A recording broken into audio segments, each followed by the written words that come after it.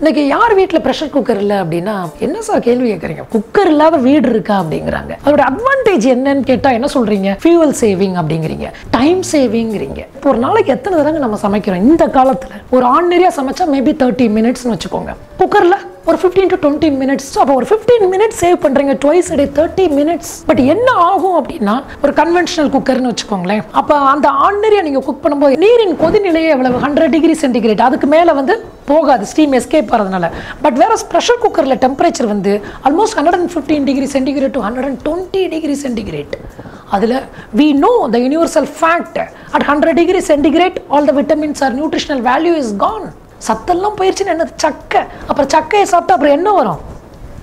அதான் வரும். Rice is not bad, how we cook that also plays a major role. At class நம்ம என்ன பண்றோம், டாக்டர்கிட்ட போனா டெஃபிஷியன்சி, இன்னைக்கு B12 டெஃபிஷியன்சிங்கிறாங்க, இல்ல விட்டமின் D டெஃபிஷியன்சிங்கிறாங்க. Almost everybody is malnourished. I mean either excess nutrition or under nutrition அப்படிங்கலாம். ஸோ அப்போ எது சார் ப்ரெஷர் குக்கரில் நம்ம சமைக்கக்கூடாது, அதை மட்டும் தெரிஞ்சுக்கணும். சாதம் சமைப்பது 100% வேண்டாம். ஏன் வேண்டாம் அப்படின்னு நான் சொல்கிறேன் அப்படின்னா, அதில் வந்து டெம்பரேச்சர் வந்து உங்களுக்கு அதிகமாகுது, அதனால தான் நீங்கள் சீக்கிரம் சமைக்க முடியுதுங்கிறீங்க. ஈஸியான ஒரு டிப் சொல்கிறேங்க, அந்த வெயிட்டை வந்து எடுத்து ஒளிச்சு வச்சிருங்க. அப்போ என்ன ஆகும், டைம் ரொம்ப நேரம் ஆகும். ஏன், அங்கே ஸ்டீம் எஸ்கேப் ஆகிட்டே இருக்கு. நீங்கள் வெயிட்டை தூக்கி போட்டீங்கன்னா என்ன ஆகும், ப்ரெஷர் கூடும். அதை அப்படியே இங்கே கொண்டு வாங்க.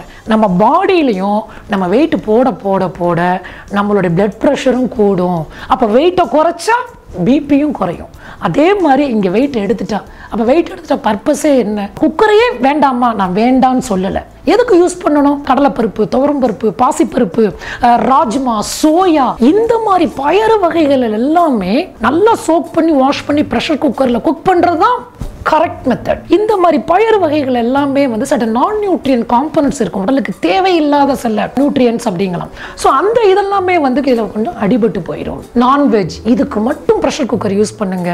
தயவு செய்து ரைஸ், காய்கறிகள், கிழங்கு வகைகள் இந்த மாதிரி எல்லாம் இனிமேல் சமைக்க வேண்டாம். Cooker stainless steel okay. In fact cooking வெசல்ஸ்லேயே அலுமினியம் அண்ட் இண்டாலியம் தயவு செய்து வேண்டவே வேண்டாம். இன்ஃபேக்ட் லேட்டஸ்ட்டாக மட்டிலாம் குக்கர்.